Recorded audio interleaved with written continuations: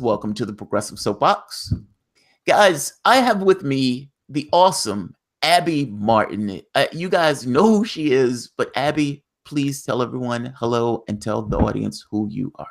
Hey, what's up? I'm Abby Martin. I'm an artist, activist, host of the Empire Files on Telesur.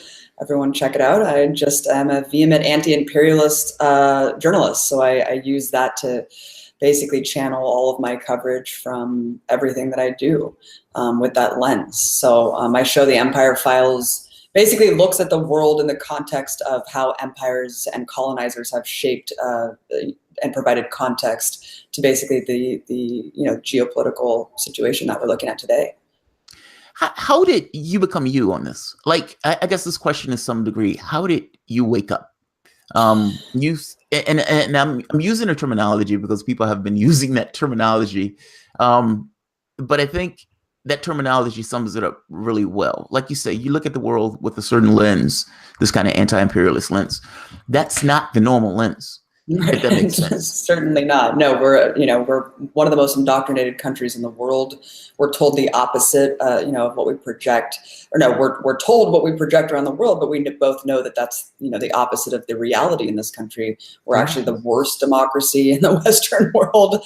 We're the least free in a lot of ways. We have the worst press. I think I woke up, if there's a pinnacle moment that I can really point to, it was when the Iraq war was being sold to us. We were already in Afghanistan. It was post 9/11 hysteria had swept us all in this propaganda matrix. And all of a sudden the media just switched, Jamal. And I was just so confused. I thought, why is the media all of a sudden talking about Saddam Hussein if nothing happened? Yeah. But it took me still a really long time to go from being kind of sympathetic to Ron Paul to getting to that economic philosophy to now where, I'm more socialist minded today. But anti-imperialism and anti-war always drove my ideology in politics. It was just a long journey to get from there to where I am today, to kind of understanding the root of imperialism and how capitalism really drives this global system. Who was your person? So for me, there were a few people. Richard Wolff was one of the people for me where I was like, yeah, this guy's right. But right in a way where he's explaining a point of view, if that makes sense. It's like it's a lesson per se, but it's also a point of view of trying to understand and looking at the world. Jack Fresco was another one of those people. And I'm mentioning Fresco because I've seen you give lectures at the Venus Foundation, which also I was like, holy shit, that's awesome. But who was the person for you? Like that to kind of put those pieces together? Because look, I look at the world and say, for the most part, there's a part of a person that's a person, meaning there's this kind of a ghost in the machine of sorts. But that's always pushing up against or learning and growing through the experiences of the person comes in contact with, either implicit or explicit.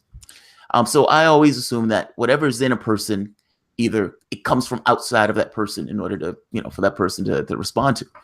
Who are the people, or what were, I know you said the Iraq War, but is there somebody that put it in perspective for you in a way that made the puzzle pieces fit, if that makes sense? I hope that makes sense. Absolutely. And it's interesting that you say that, because it wasn't necessarily an ideology as it was just kind of packaging what our military has done. So I remember reading Chalmers Johnson's book Blowback when I was a freshman in college. Awesome. And I was just like, it's awesome. Holy shit. Yeah, his lectures are awesome. He's on, you can find him on YouTube. Just that case study of what we've done in Okinawa, I was like, if this is what we've done just to Okinawa, what the hell else don't I know? And that was really the beginning of my journey. But I would say another giant help was Peter Joseph. I mean, the Zeitgeist trilogy, going to moving forward, talking about just the capabilities and highlighting Jacques Fresco's work in the Venus Project and really showing this is what we could do. Unfortunately, the best most intelligent people in the world are focusing on how to kill people more efficiently, right? On death and destruction, instead of building these amazing technological advancements that really could advance society millennia. Yeah, we don't have an issue of it's like Marvel, the superhero movie. I find these Infinity War was awesome. Oh yeah, I find these awesome these awesome little allegories within superheroes and whimsical things. But Thanos. Yeah. Thanos has this glove. He has absolute control of space, matter, and time. And the best thing he can find is to destroy half of the universe. You have absolute control over space, matter, and time. The thing is, I think they're making this kind of point of technology. Like, so with the capitalistic system, technology, for the most part, has a capacity to free humanity. You literally have all the resources you need to provide anything for everybody on this planet, all the world over. And like Thanos, we come with this idea of a few are going to have a huge amount and other people are going to have little of none. I think that seems to be the kind of philosophical way that we work. That's such an odd way of going about our affairs. Oh my God, it's batshit crazy. It makes no sense. I mean, we have more than enough to feed the world 5 times over. We know that. It's not about how much we can afford. It's about what interests basically lie with the system. And we know what interests those are and what interests they're protecting. I mean, at the top, we know that everyone would have free healthcare. We could have a house there's 6 houses for every homeless person right now. I mean, we live in a system that's no longer based on scarcity. It's based on overproduction. Yeah. The booms and busts that are built in capitalism. And every time there's a bust, we know what happens. It's the top 1% that basically steals all the wealth. I mean, the last economic recession, the top 1% took 85%, I think, or more of all the wealth generated from whatever the recovery was. So this is built into the system. This is actually on purpose to continue to exacerbate the inequality that we're going to see get a lot worse if we don't have massive wealth redistribution. Well, under Obama, 95% went to the top 1%. Mm-hmm. That's damning. Think about that. That guy's supposed to be the lefty president. 95% of the wealth. And we should be, back to your point about automation, we should be embracing automation, freeing us up, embracing technology, freeing us up from jobs that we don't need, these menial jobs. But unfortunately, that's not what we're seeing. We're seeing automation basically because we don't have, a UBI, we don't have a universal basic income, we don't have any sort of social safety net. So people have to keep working these jobs, but that's just the inevitability of the system. We're going to see automation basically lose thousands of more jobs. So what's going to happen for those people who aren't going to have anything once those jobs are basically automated? And we're not looking forward enough. And that terrifies me to some degree because I realize this is an issue of perspective. Like all of this literally is an issue of perspective. Like, because you're right. We have this odd situation where instead of saying human beings are amazing creatures, and I don't want those creatures flipping French fries or flipping hamburgers. I don't want them driving a taxi cab. If there's a car, they can drive their taxi cab better just because they need a job. How do you get people to realize that? Like, because to me, that seems to be one of the most straightforward things in the world for a society to say, let's make sure we have the things that we need. But that's not really how we do it. What's the trigger? There was something that woke you up where you were like, holy shit, this isn't working well. What is the trigger for other people? Because if we don't find that trigger for other people, just for one example, taxis.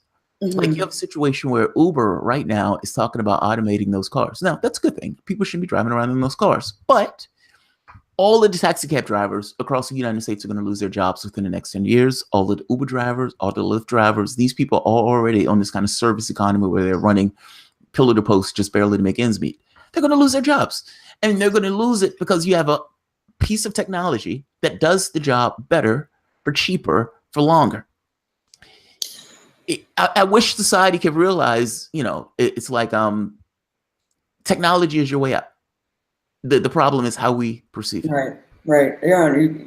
You're dead on, Ramarl. And I think that the main thing is empathy. It's having humanity for the poor person on the street, a child suffering in Yemen. I mean, just this American exceptionalism and this ethnocentrist lens that we look at the rest of the world, and the fact that we're conditioned into thinking that we're actually fucking better than other human beings. That's a sickness. That is a sickness that is so pervasive and toxic in this country. And I really do think that's why we have so many bizarre, unique phenomenon to the society, because we're all empire babies growing up thinking that we're actually superior than human beings. I mean, how sick is that, Jamaro? So of course it needs to start there. It needs to start with you actually understanding, as with an internationalist lens at the world, understanding that all human beings are our brothers and sisters, and all of their suffering is on our shoulders, especially as an American citizen, to actually be removed from that when our tax dollars are literally sponsoring the suffering of, Palestinians under apartheid settler colonial occupation state. Or you can look at the Yemen genocidal blockade, where 3 times as many people that died in the Holocaust could potentially starve to death by the end of this year. That's the reality. So unless we wake up to what we're doing with our tax dollars, we're in for a really, really, really long road ahead tomorrow. And it really scares me. And I don't know what it's going to take. If Trump hasn't woken everyone up now, what the hell will? I mean, the reptile brain is like activated with everyone, where people are, living mass hallucinations where it's Russia, Russia, Russia, or the Trump MAGA chuds. And I'm just like, wake up, man. Nothing's going to change. I'm so glad you mentioned that, because this gets to this thing of media. And I always get annoyed with media. I always think, are they corrupt or are they incompetent? And I don't necessarily know which one, but I think you kind of hit upon it. This idea of American exceptionalism. Do you think that's the thing that corrupts the media's lens? Like when media looks at the world, media just kind of assumes that they don't assume bad intent on our part. Like, Donald Trump fires a missile off at Syria after a chemical strike where they don't even know who did it. And the media has attacked Donald Trump for the entire year. But in this moment, when he is doing something illegal, they say, this is the moment where he seems presidential. That is an amazing thing. Like they literally, like I watched, I think it was Brian Williams. They're almost crying. Yeah. He's fetishizing over this. He was like, I'm blinded by the light of my missiles. Yeah. And nobody Cohen. Is this legal? It's a basic question. Is it legal? Should the president be doing this? Right. Before an investigation, or we even know that a chemical attack happened and we're already just launching hellfire missiles, there's something extremely wrong with that when you have a media apparatus that's cheering that on. And look at these panels on these media outlets. I mean, there's literally defense contractors and former Bush administration officials telling us why they're the resistance. Look, the media is a weapon. It is a weapon of the empire, and it is used as an extension of the state to essentially protect capitalism and empire, and to propagandize the American public, of course, to manufacture consent for these policies. So it works hand in glove. I think that, it would be kind of cartoonish to paint all of media as like some big conspiracy where everyone's in on it. I think it's more to your point, where they are handpicked and they are put in these positions precisely because they won't ask those questions, precisely because they think America is better than other countries, and they have that moral platitude to basically justify and normalize these atrocities that are conducted in our name. So it's part of the course. Someone like Larry King, for example, he's precisely where he is today because he's never asked the questions that Howard doesn't like, if you get what I'm saying. That's hilarious. He's where he is because he doesn't ask the right question. It's like he's failing upward. Bad question. That's awesome. That's awesome. But I think you're right on that point, where media kind of is used as a weapon in this kind of propaganda tool in order to indoctrinate the public to a certain belief system, or even, like you say, handpicking people because you know that those people are not going to say certain things. Meaning, it's not so much that they're overtly corrupt. Exactly. It's just they have a certain disposition. Exactly. It's like they get into these positions already having that worldview and ideology. So it's not like they're going to be going at bucking their editorial, control and saying, I'm really passionate about this issue, I want to get out there. No, they've been conditioned at journalism school to be that objective journalist where you got to get both sides of the story. You got to get the government press release and you got to get Monsanto's side before you talk about how they're poisoning the fucking planet. But on top of that, it's telling us who's our friend and foe when it comes to the international arena, which I find really horrifying because it works, Jamal. I mean, the uniformity. Yeah, of course. I mean, Venezuela, Syria, Iran. It's just marching orders and this uniform wall-to-wall propaganda that really, really does work. Howard Zinn has this awesome quote talking about you can't be neutral on a moving bus, like making a point that when you're looking at something like Israel and Palestine, and you have one side that has nuclear weapons and you have another side that has rocks. It's like, and you're like, here's a conflict between these two things. It's like, well, there's not really a conflict when one side has nuclear weapons and the other side doesn't. And one side is essentially murdering, 100 people and the other side has 0. It's like these, like it's like looking at these issue and trying to look at this particular issue as quote unquote balance when this is the scales that you have. There is no such thing as objectivity. Ultimately, you have a certain bias towards humanism or you have a certain bias towards power. You make your choice. Exactly. The objectivity is bullshit. I wear my heart on my sleeve. I don't need to couch my objectivity in neoliberal think tanks and government officials who are anonymous, planting stories. Every journalist has an opinion. They just basically hide their opinion in other experts' analysis, right? And who are these experts? Well, they're the same warmongers and intelligence officials in DC that use these journalists to promote their agenda. It's very obvious, especially having lived in DC. I know exactly how the game works, and it really does come down to access, where these journalists just want a ticket to the next White House Correspondents' Dinner. I mean, look no further than Shane Smith at Vice. I mean, Vice is painted as this anti-establishment, a hard-hitting, like super cutting-edge journalism, and then you have Shane Smith laying down like a fucking carpet for Netanyahu, basically just stroking his balls the whole time. I mean, it was unbelievably insulting that you're asking someone who just oversaw one of the most egregious massacres in human history of unarmed protesters, and you're just letting him spout Hamas did this to themselves. So that's the state of where we are. The access means everything.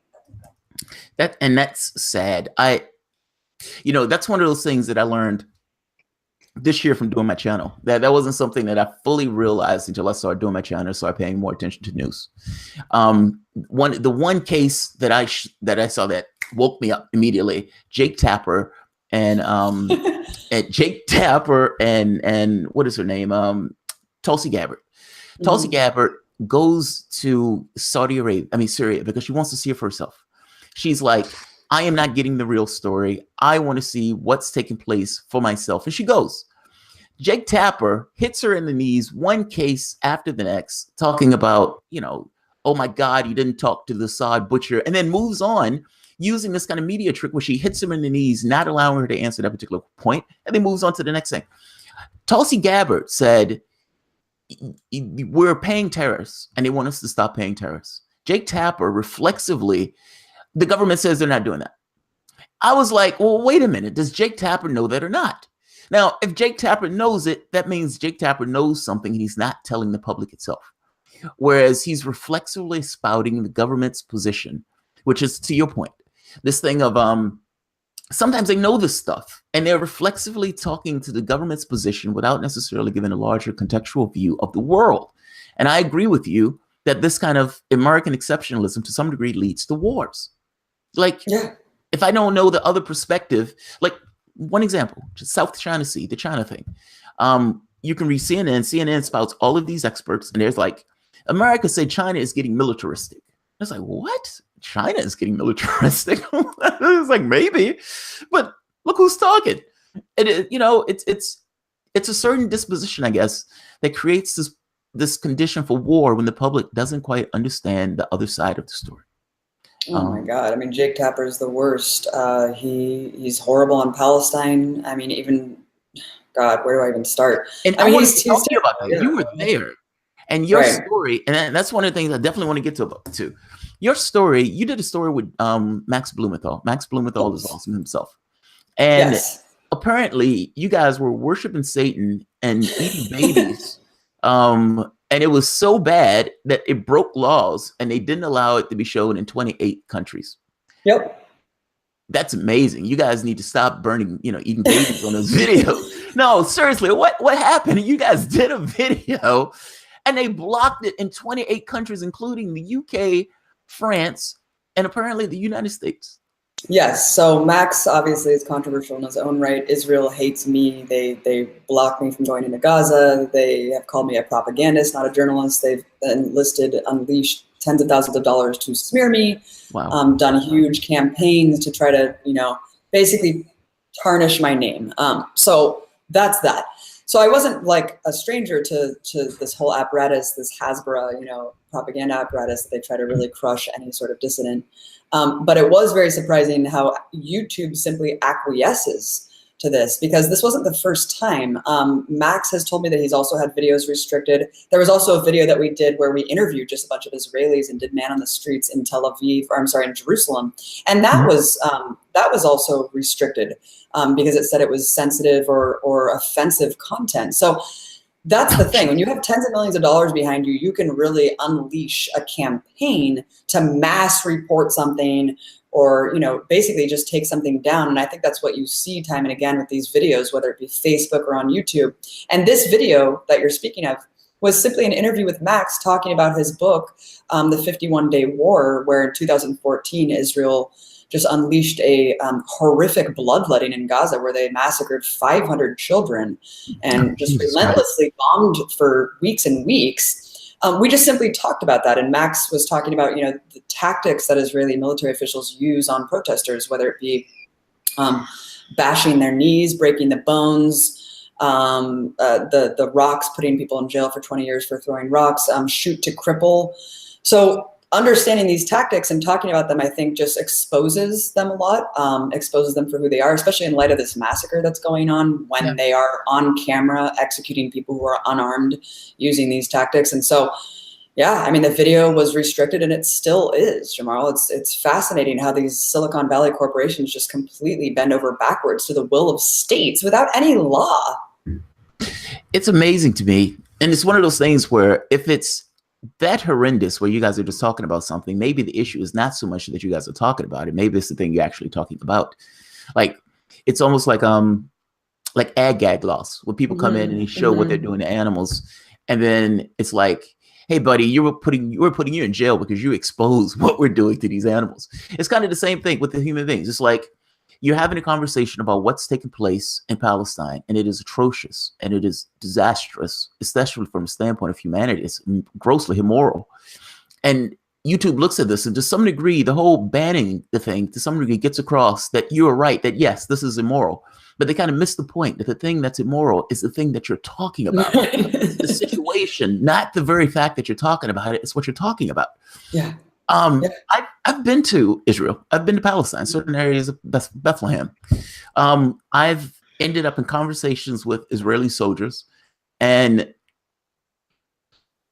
it's an interesting dynamic. Let me say it this way: it's an interesting dynamic. I've talked to Palestinians, and I met this woman who was Belgian Palestinian. She was extremely aggressive. The woman was amazing. And I found myself like, whoa, you're a little too aggressive. And talking to the Israeli soldiers, like, whoa, you're kind of missing the point, buddy. Like, you're not necessarily taking fully into account the things that you guys are doing in this country. You're occupying their land. This was before I was even kind of politically aware of this. What were the comments from the Israelis? Because it's interesting. He was extremely defensive initially. And then when he realized I wasn't necessarily attacking him, he was like, you're right. There's some things that we do that people could take a particular way. And I kind of understand it. I lived in those areas. I can see where people are coming from. I'm like, yes, you're a human being. Yeah. You can understand. You can see things that are taking place that are bad. And he just kind of has this edge on top of him where he's like, oh, people are attacking me. I don't want to deal with it. What was your experience on this? You were there. You had the opportunity to talk to people. Apparently, again, eating babies that YouTube didn't particularly like.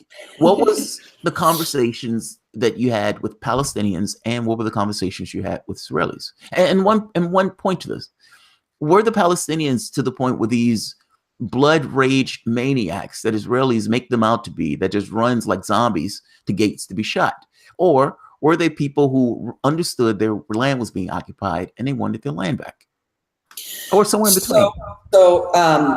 First, the whole concept of having a settler colonial state necessitates a certain kind of racism and bigotry and xenophobia in a way in order to justify that, that system alone.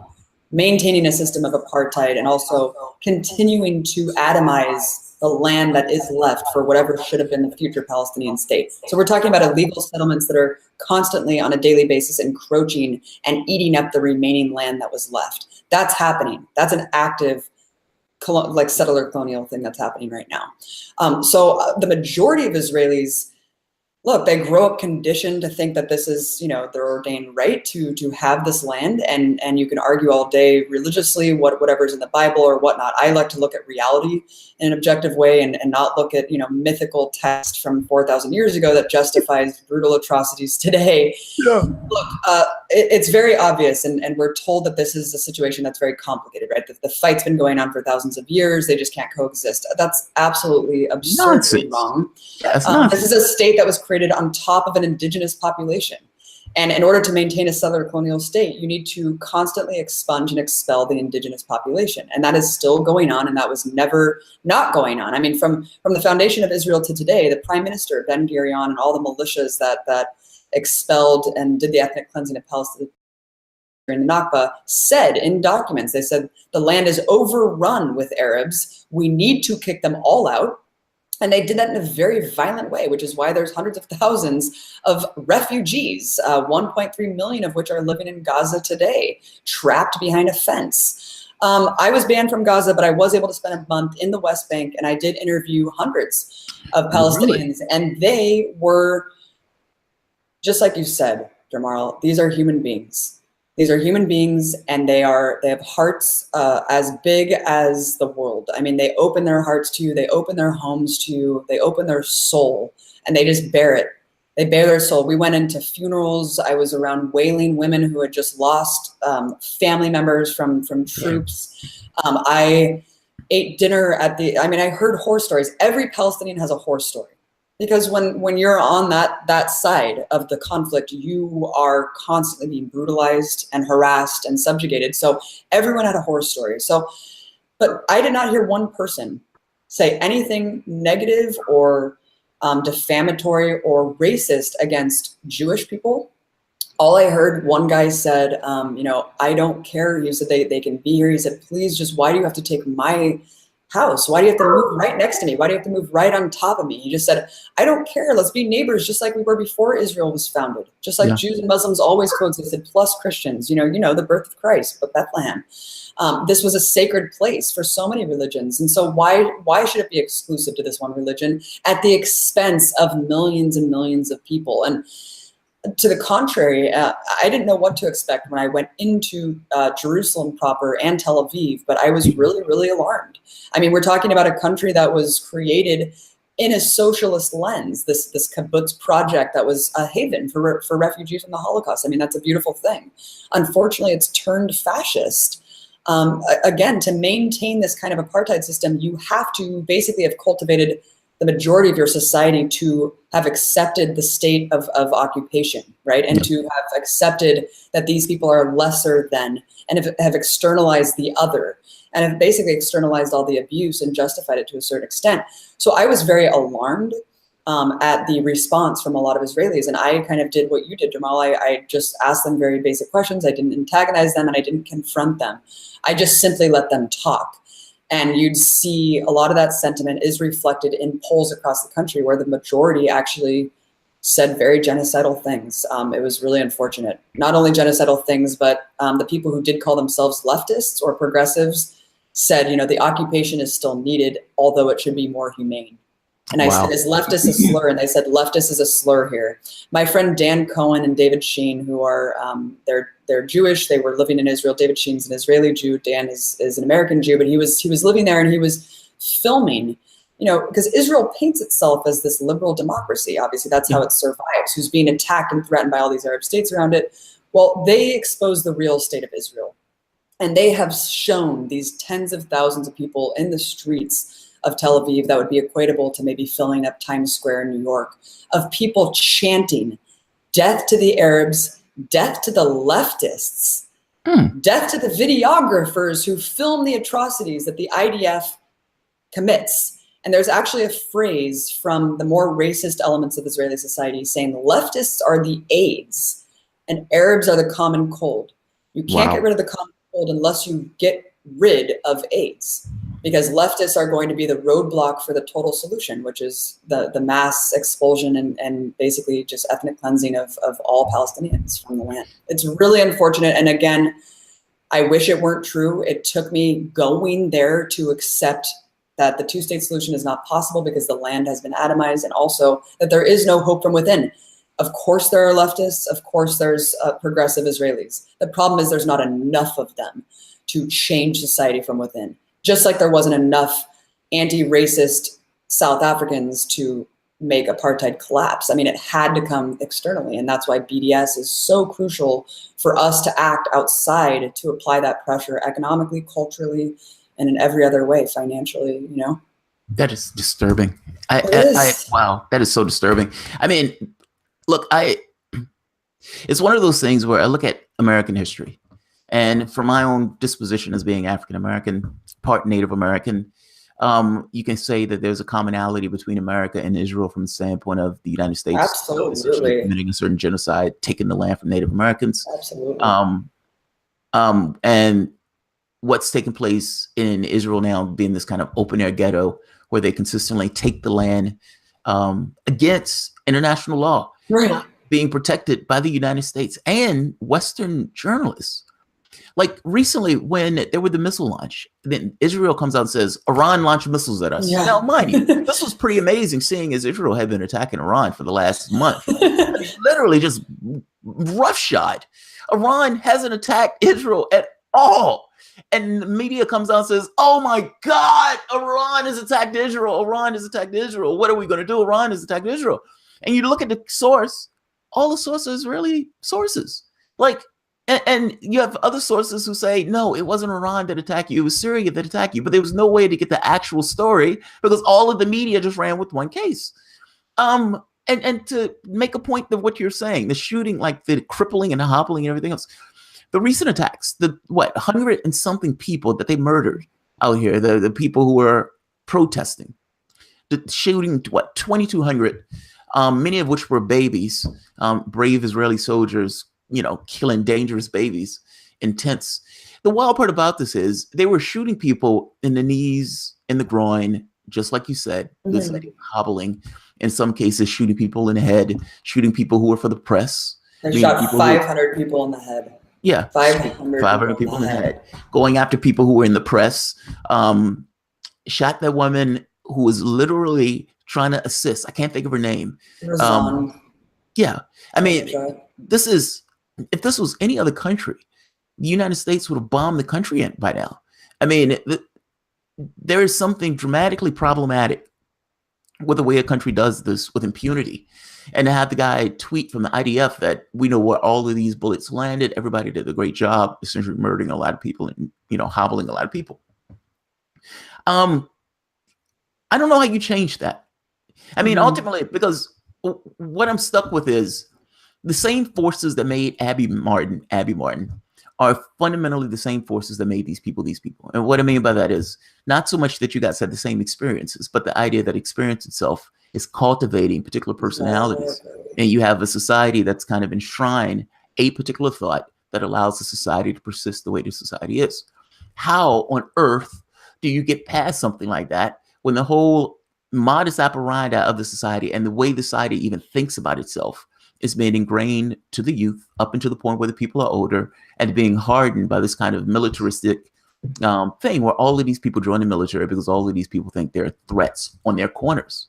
I mean, think about us. The United States, the propaganda arm of the media in the United States tells us where freedom and justice and anything that we're doing in the world is for good ends. If we're destroying Iraq, we didn't do it for bad ends. We just did it because we made a mistake. If we're paying terrorists in Syria, we're not doing it for bad ends. We're just paying moderates. These people are really good, and they're going to, bring peace and joy when they take over Syria and, the bloodthirsty terrorists. I mean, the people in the country believe it.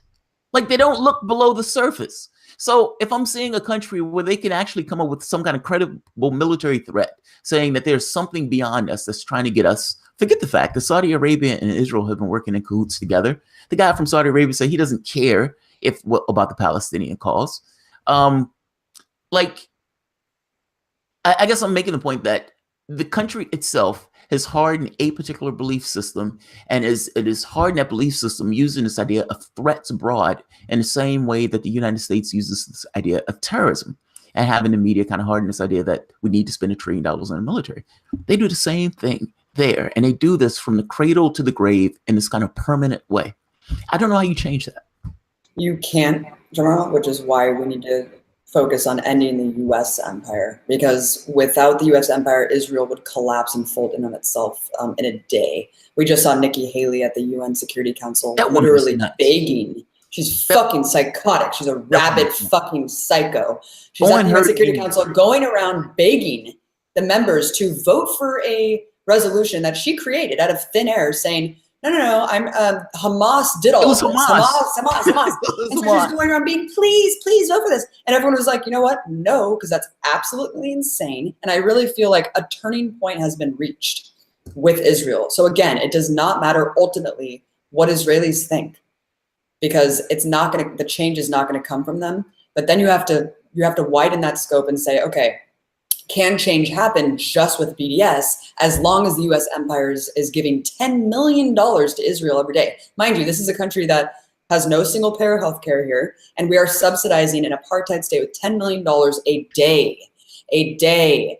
So I think that's why I focus, on Saudi Arabia, Israel, because I'm funding those atrocities with my tax dollars, but also the main focus is the U.S. empire, because this is what is the root of all of these atrocities and all of the global subjugation. It all stems from the dominant empire, with 800 military bases around the world, military personnel in almost every country that has basically undermined the democratic processes of countless countries around the world. I focus on ending the source of the misery and suffering, because without the U.S. empire falling, Israel will continue to be propped up, and especially under Trump. Trump just gave a green light to Netanyahu. I mean, all of this shit's been ramped up to the nth degree, because they know that there is no line that they can't cross. They can do whatever they want. That's what they just showed us with this latest massacre. They can get away with anything, and they're not going to stop.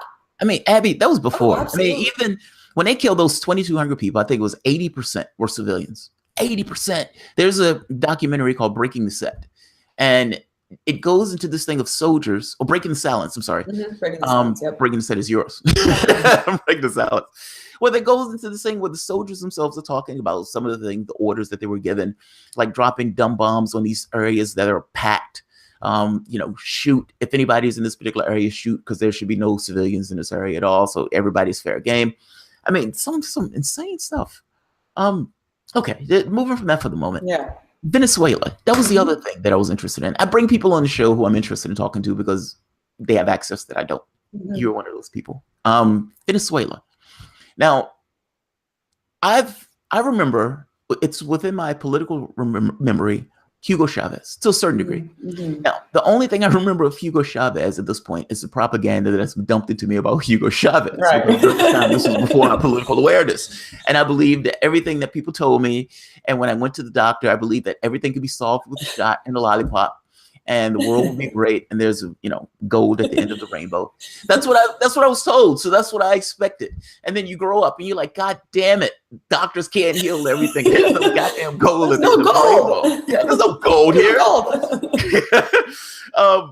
And Hugo Chavez, was supposedly a bad guy. Now, I started listening to certain people like George Galloway, and Galloway is making a point. No, this guy has won multiple elections, and once you start looking at it, not from the perspective of the United States, Robert McNamara, one of those people who was within my political awareness, who woke me up also to a certain degree, was Robert McNamara. And one of the things, his movie, he talked about looking at reality from other people's perspective, from the standpoint of countries, like the Vietnam War. And specifically, if you looked at it from the standpoint of Vietnam had just come from this colonial power of France, and it assumed that the United States was taken over as a colonial power. And if the United States would have just thought about it from one moment, from the perspective of the Vietnamese, there will be 2 million more Vietnamese living here right now. There will be thousands more Americans. Same thing here with Venezuela, where we look at these countries in South America, and the United States is run roughshod over a lot of those countries. And in running roughshod those countries, at some point, I would imagine you get a Hugo Chavez, and he is this kind of socialist, I guess you can call it a revolt or something. The United States hates his guts. Hates his guts. It was even responsible for the coup that took him out of office temporarily. Why did they hate Hugo Chavez so much? And was Hugo Chavez this horrible dictator that the United States made him out to be? Oil, baby. Largest oil reserves in the world, next to, I think, Saudi. And yeah, I think that they are up there in the top 2 or top 3. So that's, and look, the socialism stuff, of course, you're bucking the hegemony of US capitalism. So of course we need to take out the remaining independent states or post-colonial states that do that. Hugo Chavez is the linchpin though, because we're talking about a region of the world that had been ravaged by colonialism for centuries. Yeah. And all of a sudden, you saw things change with the election of Hugo Chavez, where he came up and was democratically elected in 1999 and sparked what we now know as this pink tide. And then you got, Evo Morales, you had Rafael Correa, you had President Mujica of Uruguay. I mean, all of these things were sparked by the election of Hugo Chavez. And what Hugo Chavez did was provide a voice for the tens of millions of Venezuelans who literally were rendered invisible with the colonial powers that were controlling Venezuela for the decades prior to Chavez's election. Chavez being a more indigenous looking, coming from a poor working class background, and he uplifted those millions of people from the poor and working class areas in the barrios of Venezuela that never had a voice, Tomorrow.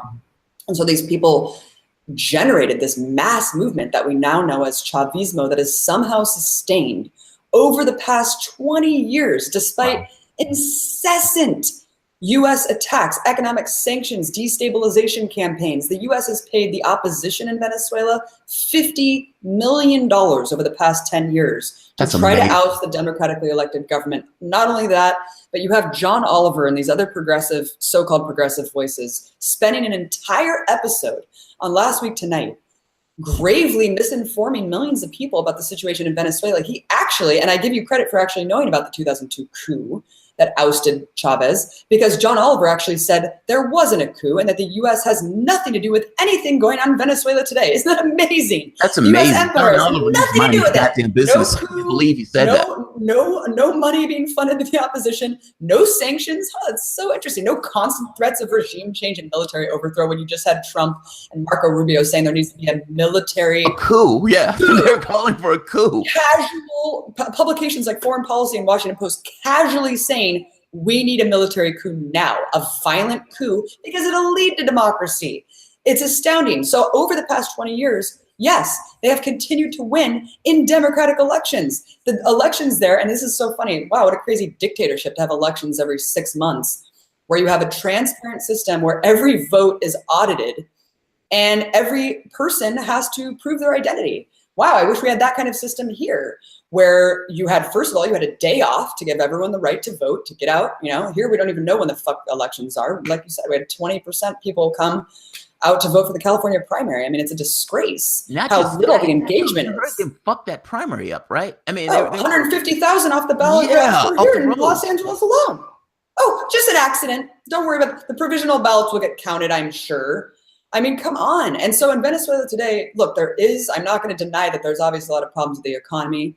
The problem that we hear is that it's basically, there's a country in mass famine, there's mass starvation, it's a totalitarian dictatorship who has, destroyed the legislative branch and destroyed all these branches of government to basically have executive power run everything.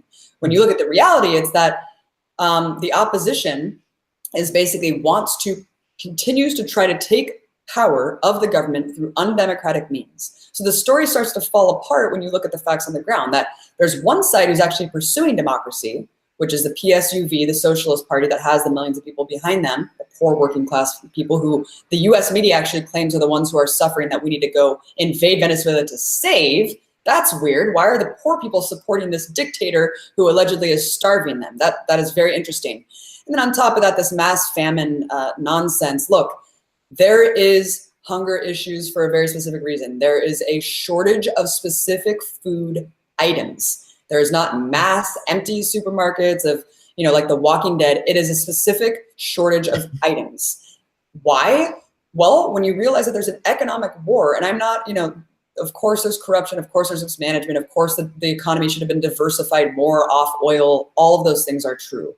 But that's the narrative that we always hear. What we don't hear is that there's an economic war being waged by massive corporations in the country who are also opposition members, who are also backed by the US government, who basically hoard all of these items, they sell them to Colombia. They bring pallets of cash, drive up the inflation. I mean, yada, yada, yada. But the main point is, and this is what John Oliver did that really fucking pissed me off. He showed these protesters with masks, you know, holding Molotov cocktails in the front lines of Venezuela. And he's like, they're holding back. He actually said they're fucking restrained. Jamal, as someone who got chased out of the country with a virtual lynch mob, as someone who my colleague from Telesur was shot in the fucking back from these fascists on the front lines who lynched African Americans alive. They burned them alive. That's fascist. This is disgusting. This is what's going on there. They're burning down maternity clinics. They're executing socialist candidates for the elections. And of course, there are tens of thousands of people who are marching out there. I'm not talking about that. I'm talking about these masked Guarimba protesters that are lauded and glorified by people like Vice and John Oliver when they were responsible for the majority of the deaths. That death toll that you saw, that was them. That was mostly them. Yes, of course, police kill people too, but you have to look at the facts. And when you look at the facts, the story quickly falls apart. It makes sense to me that you have a socialist government and that the United States will, it's always put its thumb on those governments within South America. And in putting its thumb on its governments in South America, it is lunacy to say that the United States government wouldn't be putting money into trying to topple that government when it's been openly saying it's trying to topple the government. Thank you. That maniac. Yeah, I mean, they're openly saying it. The news articles are coming out with the mouthpieces are coming out with it. Donald Trump, those guys, the White House, it's not even hidden at this point. The idea that it's not even hidden. It's openly these guys saying this. The United States said, we're not going to acknowledge the election results, regardless of what the election results are. Now, that's assuming that the person win. If Maduro lost, of course, they would be like, hey, we're holding this election as being this awesome case because Maduro lost. It was this thing of we have a certain vested interest that we want to take place, and anything other than that, we're not going to qualify it as being legitimate. I always find that to be amazing. What gives us the moral standards and the moral high ground to be able to pull this off and the world to be able to go along with it? We killed 1 million people. Like that just blows me away. At least. You were there. What were the conversations that you were having with the people on both sides? Because I would imagine, because I looked at this as being somewhat of a class struggle. It is. You have just this kind of open, naked class struggle where you have one government that's somewhat of a socialist. Not saying the government is perfect or anything else. And I have no. My usual stance to the stuff is I don't want to take a part of it because it's none of my business.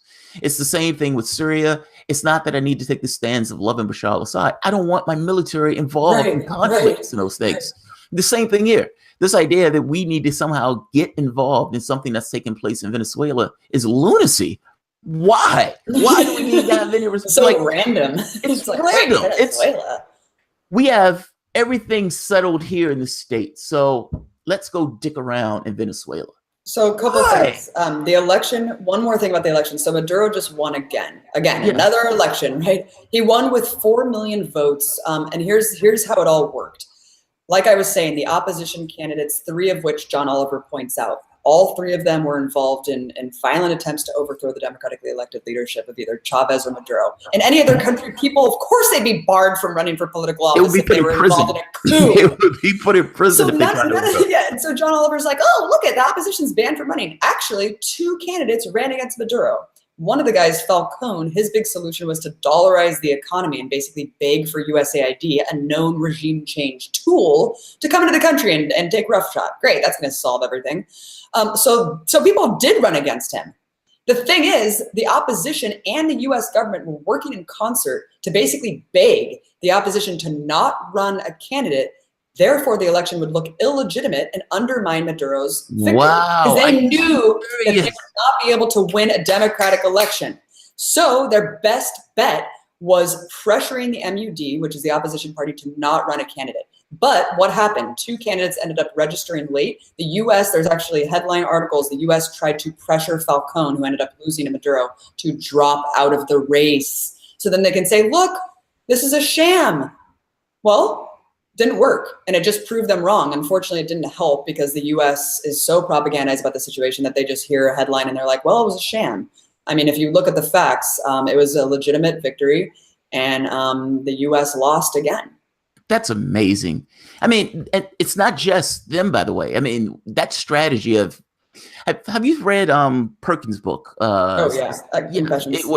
Economic Hitman, where he goes saying, well, they realize that they can get more bang for their buck just by paying people off, just by going to these countries and just giving cash to get what they want, saying, we're going to give you cash and you're going to do this. If not, we're going to have sharks come in and do bad things to you, either topple the government or so forth. And this was the strategy that they were using in South America. They did it to Allende. You see Allende headlines from Allende, same thing. It's like Allende over mass starvation, shortages, all the shit. There was an economic war being waged on Allende for the exact same reasons. And we know what happened there. The CIA ultimately won. Allende, who knows what would have happened to all these countries if the CIA didn't overthrow them. And even countries like North Korea and Venezuela and all of these other, and Cuba. Iran. What would have happened if we left them alone? Iran, Iraq, Iran. all of these countries. I mean, if you remember, what would the world look like today? Yeah, when Saddam, there was a coup in Iraq where the person who took power was trying to be more egalitarian and more democratic. I can't think of his name. And the United States hated this because the question became, what is he going to do with the oil? What are you going to do with the oil? If you're getting rid of the dictator that's in head of Iraq, that dictator had certain deals with us that allowed us to get our hands on the oil. They supported the Ba'ath Party, essentially doing the same strategy that you're talking about in Venezuela, putting money in the opposition, giving loads and loads and loads of money and resources to the opposition with the idea of taking the guy out of the seat, because their concern was he's going to be more fair with the way the oil revenue is being used in the country itself. Same thing with Iran. This idea of fomenting revolution. But I mean, again, for this case of the oil, who knows what those countries would have been like if we weren't involved in those processes. That's amazing. That's amazing. So sad to look at that. And Iran today is just, it's a shame because it's such a kind of a theocratic bent to it when, again, you just said yourself, I mean, 70 years ago, they had a democratic revolution of actually a leftist leader that immediately was overthrown. And then this Shah, this authoritarian, totalitarian, theocratic leader was put in place for 50 years where thousands of political dissidents were slaughtered in the streets. So again, we can't look at any of these countries in a vacuum. And this is the Sam Harris way of looking at the world, where you just look at data and statistics and you somehow generate an entire ideology around that. That is really problematic because you cannot look at any of these countries in a vacuum. You can't look at Iran without understanding, how did we shape Iran? What did the Sykes-Picot line, when these colonizers came in and arbitrarily drew a line, or through Korea, the 30th parallel, some asshole came in and just drew a line through a National Geographic map and somehow split up the Korean peninsula. It also is the point of human beings. I mean, if you slap a person, is the person not necessarily going to want to respond to the fact that you just slapped that person? Right, exactly. You're dropping bombs and you're murdering people. And it's like, I don't understand. Why do they hate us? Yeah, why do they hate us? I don't understand why they're not more peace and joy. It's like, you're murdering people. I was in Egypt for 3 weeks. And I went across Jordan, Israel, Palestine. And before I went there, I was somewhat more hawkish in regards to how I looked at the world. Within maybe the first 2 weeks, that was gone. Because I realized in this real terms way, these are just people.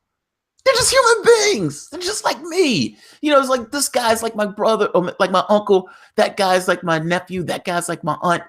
These are just human beings. And when I think of the bombs and the killings and everything else, I think of the people that I met as I was traveling through. And I think to myself, that person, that's a real person that breathes, that sleeps, that have things that they love, care about, getting blown to bits by a missile or bomb that was made in the United States.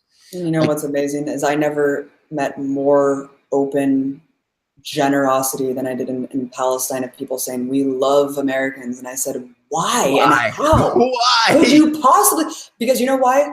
To your point, Amar, these people have separated the atrocities conducted by our government from the people of our country. Unlike Americans who, on the other hand, actually blame all Iranians, they hate all Iraqis, they think all Palestinians are terrorists. They can't actually separate the actions of their governments from the people. But for some reason, those people, even though they've been under the bombs, they've been the ones who are the victims. Is it because we haven't been victims? Like Yes, we externalize all of our horrors and atrocities around the world. I always say the safest place to be is inside the U.S. Yeah, because we're safe from U.S. bombs. Unless you want to get, unless you're an African American, and then you'll get, and then you might get executed if you walk outside by a police officer. or you just shot or beat up in the hallway, like they just beat that guy up. Oh God, Man, you're sick talking people. about aggravating. They're sadists. You know, there was a human rights forum. Gary Kasparov yells at Jimmy Dore. I don't know if you've seen this. Gary Kasparov yells at Jimmy Dore because Gary Kasparov at a quote unquote human rights forum, they're talking about potentially the need to go into Venezuela. Essentially, that Venezuela has been murdering people en masse, and that in murdering people en masse, there's something that needs to be done, and they need to take this to the International Criminal Court. Well, the wild part about this is Jimmy Dore got up and was like, well, wait a minute. How on earth are you justifying this in the context of the other things that we've done around the world? Gary Kasparov starts screaming at Jimmy Dore, calls him a Putin puppet. They call him a useful idiot. They're like bashing the guy. And a human rights forum. It's amazing. Was it Jimmy Dore? I think you can't make it up, man. It was either Dore or Blumenthal.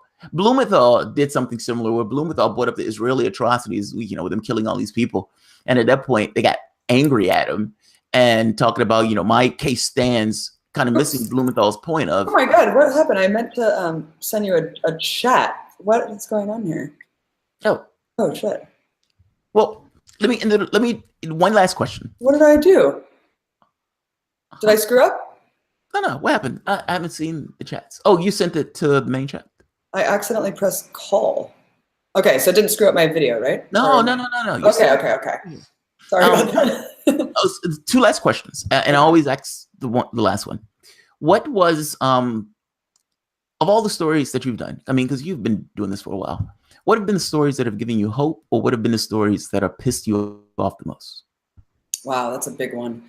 Yeah. I mean, honestly, the Venezuela and Palestine things piss me off the most because once you see the actual reality, it becomes so infuriating. And then you become so emboldened to just be like, holy shit. Like, it's just so crazy to come back and be inundated with the propaganda of how fake their, you know, what the misinformation is. So that probably just aggravates me the most because I know, because I was there, you know. Seeing the reality. In terms of what gives me hope, yeah, exactly. In terms of what gives me hope, I mean, it's kind of a double-edged sword because the hope comes from the despair in a lot of ways. And one of the most amazing, I think, stories was after Hurricane Harvey, a month or 2 months after, I think, I went to Houston and I went to one of the poorest neighborhoods called Lakewood. This is a neighborhood who is predominantly either African-American or undocumented immigrants. They did not see one news person, not one government official, and they were all denied FEMA aid. And these are people who are living in gutted out, molded homes. Here's the inspiring part is they have helped themselves. They saved lives. They didn't wait for someone to come around and guide them. I mean, they have taken action to rebuild their own community completely alone. And it was just the most incredibly inspirational thing. And to talk to these people who have been completely neglected by the system and for them to just be so fucking woke. Like this one guy, Wayne, was just like, why is it that we can spend our money to go kill people in another country? And he's like, and look at, we're Americans. And I was just like, you see it, man? Like, what? Where's everyone else? Yeah. I think that comes from pain to some degree. I was telling someone else that my mom, I was in a hospital one time. My mom is riding, you know, we had just had a hurricane, and I'm bad off, extremely bad off. And she's driving to the hospital. She's listening to the radio and they're just talking about ridiculousness. And she's like, what's wrong with these people? My kid is sick. And I think what it is, it's reality. Like, it's not this fake stuff. It's my kid is sick. That's a real thing to me. Right. And that's a real world scenario that I have to deal with. And because it's a real world scenario that I have to deal with, this becomes more real. This other stuff becomes this kind of fake fluff. Right. And then the most meaningful things can come out of that tragedy or suffering where suddenly life has a lot more. It means more.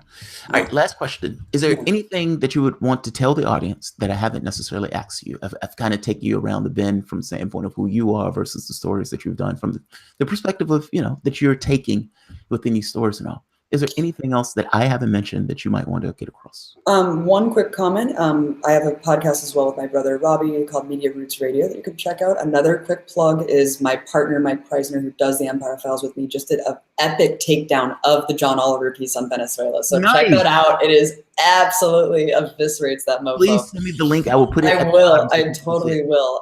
But I just want to say thank you. And thank you to your audience for being critical-minded people, for thinking outside the box, for not falling prey to this tribalism in these camps. It's time that we open this dialogue and communication and try to understand where each other is coming from, because the left, cannibalizes each other. So we have to rise above that shit, man. We have to rise above this stuff and really understand that we're all in the same team. We all want the same things. Like you said, we're all human beings. We all have the same needs, and we all bleed the same. You know what I mean? Hillary supporters don't. Hillary They're not human. Supporters are not the same. The bots, the share blue bots. But no, seriously, thank you. And it starts with media literacy. It starts with understanding how to consume media and understanding where media comes from. And it all is about the grassroots people's media, right? And this is how we're going to generate the truth and fight back. Is through the narratives that we're retelling. We're retelling these lost narratives that were written by the victors and colonizers, and lifting up those marginalized voices and continuing to cut through the bullshit. And we just need to keep uplifting each other's voices and keep being that inspiration for people. And very cool, man. Let's keep it fighting, man. Keep fighting. Thank you for coming on. I appreciate it. Do you have time? There's a few super chats. I always try to do a habit of reading them.